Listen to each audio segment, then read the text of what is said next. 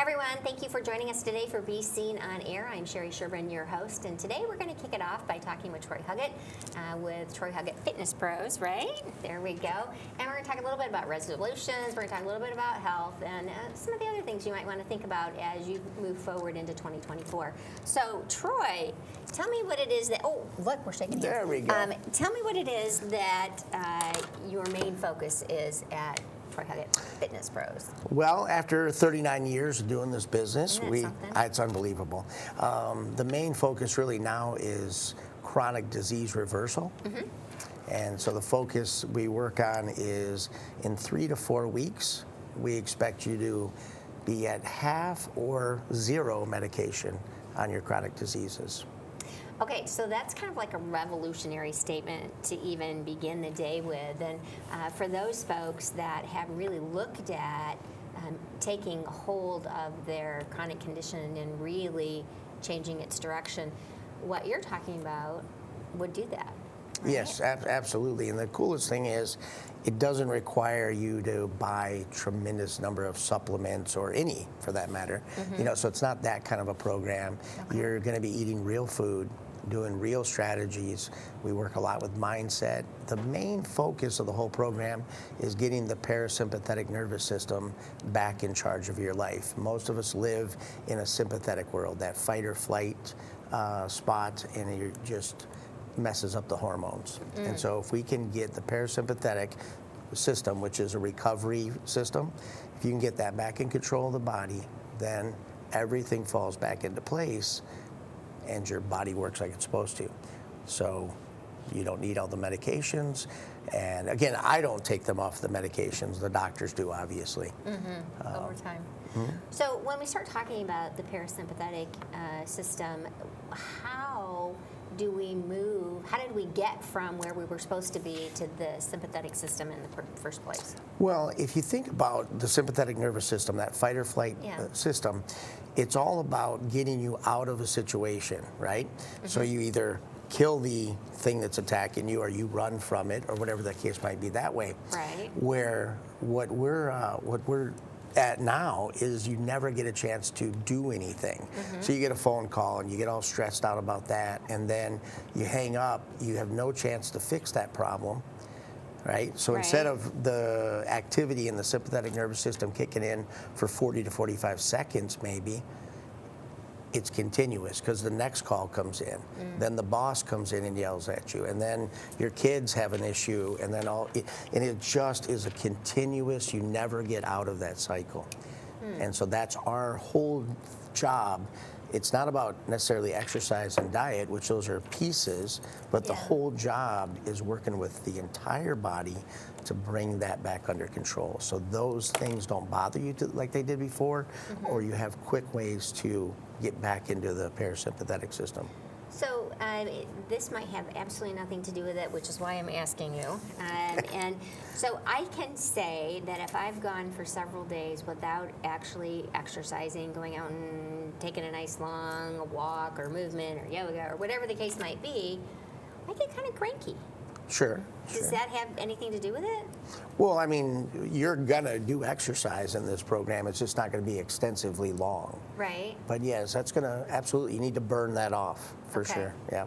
Right. I'm just wondering if my lack of doing exercise some days, everybody around me knows that I haven't done it for a couple of days. They might go, how about a trip to the gym? There you go. That's for sure. Kind of gentle way of saying you're being kind of rude right now. But, you know, so I'm wondering if that has anything to do with kicking in that sympathetic nervous system. Oh, by not exercising? Yeah. Yes, for sure. Okay. For some people, absolutely. Yep. Okay. They need the exercise to release, which again is what happens. Sympathetic nervous system kicks in. What do? You do some kind of physical activity, and you're kind of flipping that a little bit and saying, because I can't do it, it's causing that. Yeah. So yeah. I do get a little grumpy, but we don't want which that. is happy for some people. That's true. That's right. So, let's just call it like it is. All right. So one of the things that has always impressed me with your program over the years is the brevity of it. And the ability to accomplish a lot in a little period of time. And so how did that get started? Well, how did I start it? Basically, what happened was I was doing a standard 6-day-a-week bodybuilding program, 3 sets of 10, hour and a half a day in the gym, 6 days a week. Yeah. And I moved to Florida, ended up working with who ended up being my mentor for the last 35 years probably. And their system was the Nautilus training system, which is all about less is more. Okay. So you should never train weight-wise more than 30 minutes. Okay. Now again, never is a strong word because that depends on what your goals are. Sure. Maybe your goal is endurance and you want to be in the gym that long. Just same with cardio. We talked a little bit earlier about the fact that I've got a bike that you ride for 40 seconds. 40 seconds. Sign me up. Yes. And it gives you the equivalent of a 45-minute run. And so you get all the same cardiovascular benefits in 40 seconds of work. Well, gives you a lot more recovery time. Yeah. So you're not beating yourself up like you would with traditional hour a day, 6-7 days a week type training. So you're getting a lot more recovery time, so your results are better. Again, parasympathetic nervous system has time to recover the body. So does that mean I'm working super duper over the top hard for 40 seconds and I fall off the bike? no, it's at a level, again, AI, right? So it's all about AI.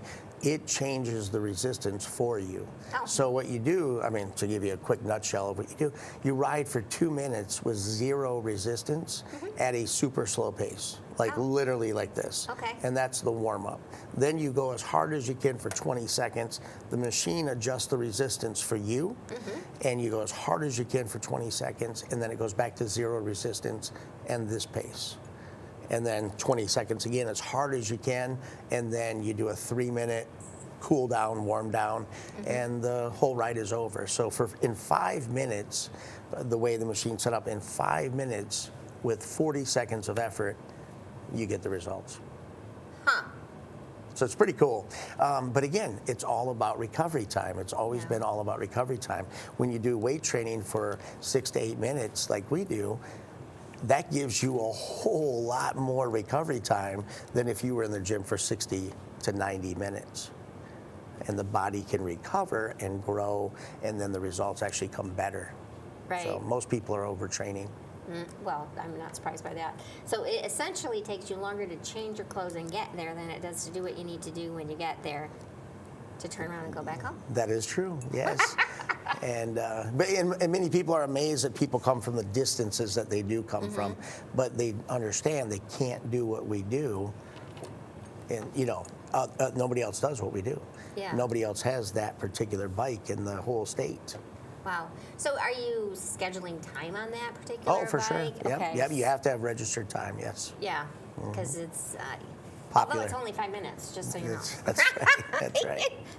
All right. So when we start talking about this industry in general and health and looking at that has been sort of a long-standing New Year's resolution since I think the beginning of time. And when folks start working on their resolutions, we also know that they don't really last very long. And I think part of it's because we come out of the gate wanting to do everything all at once, right? And not taking our time. Well, 40 seconds isn't many, but 5 minutes, that's like asking the world. No, I'm just kidding. So when it comes to health, what is the best way, because you've been in this industry for many years, to help someone choose, because they have to choose, to make this a long-standing part of the way they live going forward? Sure. And I've always said that life is all about choices. Sure. And choice is our superpower. You have that choice to do the exercise or to do whatever it is. But the key is to start out with, number one, you have to have a reason to do it. You got to know your why, right? So you have to have that why. Number two, you have to set realistic plan. Realistic goals, for sure, but a realistic plan. So you're not trying to do, I just had a lady call me yesterday, and she said that everywhere she's gone, she starts out just like you're talking about. Now I'm losing my voice because I'm on TV. But she said that she burns herself out in 4 days. She says, I'm over it. Yeah. And I said, yeah, so let's scale that back, make it more realistic. If you can give me, or you guys can do it yourselves, right? But give yourself 15 minutes 2 days a week. Yeah. I mean, that's doable. That's something that you can make more than 2 weeks. Right. You know? Yeah. And then if you decide you feel like you need more, as you have learned that you need to get out there a little bit longer, then you extend a little bit, but you do it in pieces, in steps, and congratulate yourself for holding yourself back. You know, because we're all you know, gung ho and all this. It's like, just scale it back, start small, build up, and you'll see the progress occur quickly. Well, you know, I think sometimes some of the movement and activities that I do are not necessarily intended to be a big, huge cardio change, but rather, you know, I look forward to the end of the workday and going for a walk with my husband, so Absolutely. that it's kind of like our mini date at the end of the day, right? We chat about everything under the sun, and then we get back, right? Which is, it could also be looked at as an opportunity to just deflate everything else that's going on around me and make me present at home instead of still in the mode of work too. I don't know what it technically is, but I know if I don't get to do it for a couple of days, I'm kind of grouchy. Sure. Well, of course, yeah, absolutely. But we all have to find what works for us. Yeah. And again, I'm not. If somebody's a cardio person and they want to spend an hour a day running, well, that's something different, and we work around that, of course. But we don't want to pull that away unless you're not achieving your goals or you're having injuries. Then you know, do what's comfortable for you. But most people's problem, they jump in 100% right out of the gate, and instead go 100%, but just go easy. Have baby steps, build up, and every week progress to a little bit more challenge. Progress to a little bit more challenge. You don't burn yourself out, and you don't hurt yourself. You know, it's interesting that you put it that way, because one of the articles I wrote for Senior Times really looked at one of the ways to make your resolutions successful. Obviously talks about both of these, and even talks about just doing one at a time instead of doing all 8 at once, right? Exactly. But the other thing I found really interesting was that the perspective of one of the doctors that I was reading from said to flip the script, right? Flip it so that what you're doing every week is talking about what you can add, right? So rather than talking about all the fast food restaurants that you have to skip, right? Talk about, today we're going to add grapes, and today we're going to add lettuce or a salad, or by default, those things fall away, right? Rather than focus on what you're losing, focus on what you're gaining. And I'm making it very simplistic, but that just seemed to make a whole lot of sense to me. And it's kind of like your program, you add as you need to add, right? Absolutely, yeah. And again, start where you can do it, you know, and progress from there. Right. Yeah, quit trying to be the biggest, baddest, best, you know, in 100%, 6 days a week, 7 days a week in the gym. Yeah. It's unrealistic, especially when there's a million other people doing it for the same 2 weeks. Right. Or wait and start 2 weeks later. Right. Yeah, exactly. Let the gym kind of slow down a little bit, and then show up and actually put yourself out there and make it happen. Yeah. So in the program that you do, I know you have a great perspective on trying to accomplish the most in the least amount of time, I think is a way of saying it. That's a big paraphrase. But how does, or do you, maybe that's a better way of saying it, talk about the other things we do outside of the gym? How do we make those things matter as well? Like activities that you would do other than just coming into the gym, you're saying? Yeah, so food intake. I just started with that one. For sure. Right? Do you talk about that at all? Oh, for sure. Those kinds of things? The all of our programs forever have been full, complete programs. We do everything. There's nothing that you're going to miss. And we actually 6 years ago got into biohacking, and that has been just revolutionary. And that's a lot of stuff that you can do. Biohacking is basically doing things. Biohacking is basically doing things that take less time to give you better results, which we've always coined years and years and years ago, maximum results, minimum time, and that's what you're looking for. Right. And so yes, we're going to go through daily steps, and actually what I have is a daily lesson that gets emailed to you, depending on what program you're doing. So you get this daily lesson, walks you through. It takes you 1 to 3 minutes to read the email. Okay. So it's not a huge, it's not a book every day. Yeah. And so then you get lesson for that day. You accomplish that lesson. And the next day, new lesson comes. So Pretty simple, huh? Pretty simple stuff, yeah. So it's say, very, right? but it gives you everything that you need to do, whatever that might be. It might just be stretching one day. Yeah. It might be a move or two. It might be more on nutrition, more water topics. So yes, everything is laid out daily for you, and that's what you should do. Have a plan. Again, that adds, right? We're not going to say do all of this day one. That's too hard. I mean, you're not going to do it. It's overwhelming. Right. And let's start with this. Next day, you're going to add another thing that takes you a minute to do. Next day, another one. Next day, another one. Yeah. Makes it easy. And you get there, right? And you get there, yep, you arrive. And most importantly, though, you're able to stick to it. Because that's the biggest problem. Everybody wants to do all these things, but you just realize, oh my gosh, I don't have time. I've got the kids, I've got the, whatever it is, there's always a time factor. And so if you just ease it in, you learn how to do that, and then you're able to add something else. Then you learn how to do that, and you add something else. I've often heard physicians say that one of the best prescriptions they've given to people is to buy a dog.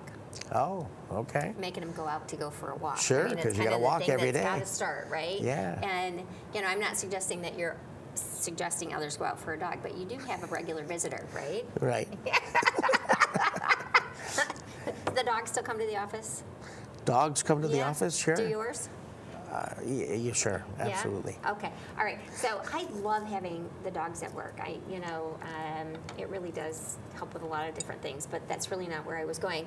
I really am talking about, going for a walk, and because you have to take them out for a walk. Yeah. At the very least, you have to get up off the couch to let To them out let and go them potty. out, yes, yes. Right? And then come back. So that might be a little more extra steps that you haven't been taking in a while. There you go. Which is also a great, wonderful thing.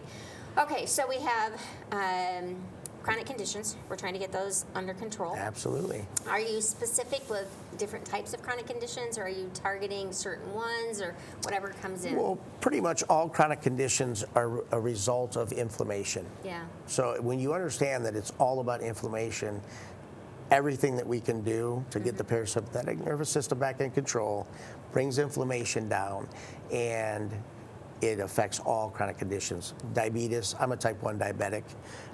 When I'm following the plan, as you would expect you would, right? When you're following the plan, I use 50% less insulin.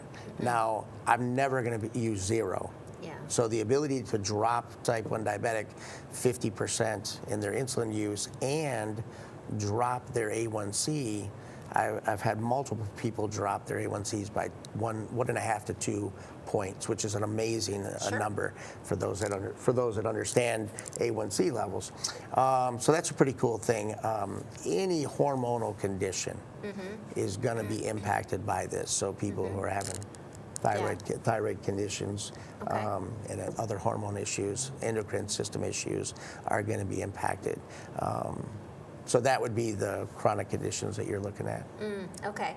And one of the other ones that I think sometimes makes its way up to the surface is dealing with respiratory issues and learning how to breathe. Absolutely. I think sometimes people just don't breathe well. Many people don't breathe well, absolutely. We breathe from here instead of from the diaphragm. So that is actually diaphragmatic breathing is one of the things in the program. So that would be a lesson for the day, right? So you're going to take 3 diaphragmatic breaths. Not a big deal. How long did it take you to read that and go, oh, that's how I do diaphragmatic breathing, for those that don't know? Okay, and it takes you a second or two to do it. It's not a big deal. So these are the time things that are implemented. Some people say, well, I've done that my whole life. Well, great, but the next one you probably have never even heard of. So it's a process of all those. Right. But think about inflammation, arthritis. Right. If you eliminate 90% of your inflammation, your arthritis is going to be better. It's not going to be cured, but it's going to be better. Right. Well, and inflammation is huge. Yeah, it's huge. In a lot of different things that we do, right? It's literally the cause of all chronic conditions. So again, it comes back to how did they get so far out of control, and how do we begin to put that back in order? And the answer is not a safety pill around the corner, right? 100%, yes. We need to do some things, like what? Like what? Yeah, what do we need to do? Well, again, Want to be willing. this is what we've talked about. Right. This whole discussion Yeah. is about baby steps. Yep. Start small with a projected goal of something big, and it's about proper eating. What does that mean? Yeah. Right? And it's so broad, and everybody has the best diet. This is the only diet that'll work. Right. Well, how is that possible? This is the only one. This is the only one. This is the only one. So but you do have to modify your diet. You can't eat the typical American diet and expect to not have a chronic disease. It just doesn't happen. So you need to add some exercise, and you need to get some mindset shifting going. And we use specific books for that to help people through that. And it just makes your mind see clearer where you're headed, visioning. Sure. Right, which becomes an important part of the whole process. Absolutely. So, I mean, that's basically it. You need to make some modifications in your food and your exercise, and it might be doing less. And everybody thinks they got to do more. It might actually be scaling back a little bit. Or for the majority of people that don't exercise, which is the majority of people, it might be just adding in a little bit. Yeah. Whatever, it might be the walking the dog, or take your cat out for a walk, whatever it takes. That'd be fun to watch. But yeah, I mean, it's those basic steps. It's really like as steps. There's nothing new. I mean, everyone's told you this every year. Right. It's all there. However, the differences in how you do those steps, and if you can make it so it's doable. Instead of, I think that's the biggest thing. If you make it doable, you'll stick to it. If you don't, it'll go hot and heavy for a couple of weeks, and then you're done. Yeah, well, one of the things I liken it to is there's a difference between a commitment and a nicety. It'd be kind of nice to lose a pound or two. For sure. Versus I'm committed to eating differently, right? And Absolutely. when you're committed to doing something, it's also easier to say no to the Skittles. Yes. Right? Yes, 100%.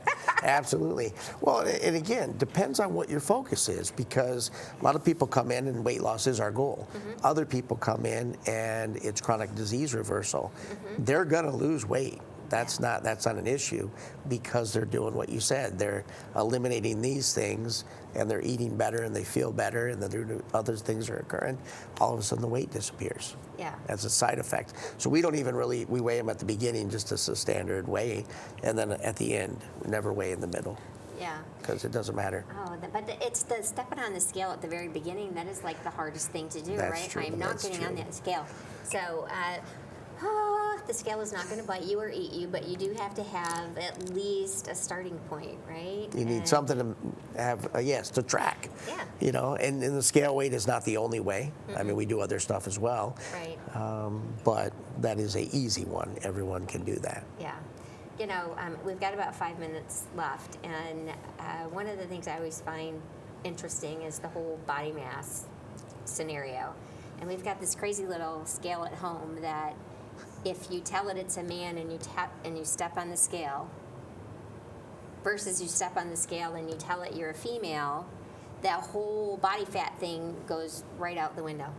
For sure, yeah, they're not even I can close. be the same person stepping on the scale, and the results are different. And we have one of those machines. Yeah. It's a handheld device, but same thing. And you can put it as an athlete or as a normal person. Okay. Non-athlete. Well, maybe that's what the N means, non-athlete. But yeah, totally different numbers because of the algorithms and how they calculate it. The formulas they use are going to be totally different. Yeah. Right. But it's the same with the scale. You step on a scale, then you go to my scale or your scale at home, then you go to the doctor and it's 5 pounds different. Yeah. You go, wait a minute, I just weighed myself this morning. Right. How did I just gain 5 pounds or lose 5 pounds? We'll go with that. That sounds go with better. that one. Yeah. It's the device, because same with those. If you use this brand, or sometimes the same brand, just another version, you're going to get different numbers. Yeah. But the key with that, and I use that device even though I know there's those errors from body fat testing, calipers we use, and I also have take a picture of you, and then we're able to, it's the coolest thing. Technology is fun. And so, it's right, it's really neat. And so then you have 3 ways to determine body fat. They're never close. Not even close. Yeah, there'll be 10% difference. However, when people lose body fat, they'll still be 10% difference, but they're all down. Yeah. Right? So 5% on this one, 5% on this one, or I'm sorry, they're all down 5%, but you might have had 20% body fat on the one, 26 on the other, and 30 on the other. Yeah. What? But the point there is, it doesn't matter. You have to have just something to measure. Yeah. It does. What does it matter? Because if you weigh 400 pounds, and you have the body that you've always wanted, and you're able to do everything you've always wanted to be able to do, who cares? Yeah. Like, no one's going to say, oh my gosh, how much do you weigh? They're going to go, wow, what did you do? You look great. That's amazing. What was your program? Yeah. You know, so it's really not about the number. It's about the positive movement in that number. Yeah, in terms of where you want to go. So, all right, well, you know, in my last couple of minutes here, what didn't I ask you that I should have? What didn't you ask me? I don't know. We covered a lot of stuff. We did. And really the biggest thing is very simple. Just set those goals, have a plan, walk it through, and you'll make it happen. You know, it's not a big deal. What are your hours? By appointment. Okay. So yeah, pretty much there Monday through Saturday by appointment. I think throughout the process there's been up there, so you can get a hold of me that way. Yeah, I mean, I think the most fun thing that I do now is the biohacking stuff. Yeah. All the different things in biohacking. I just love that. We're having a great time. We're seeing amazing benefits, and people love it.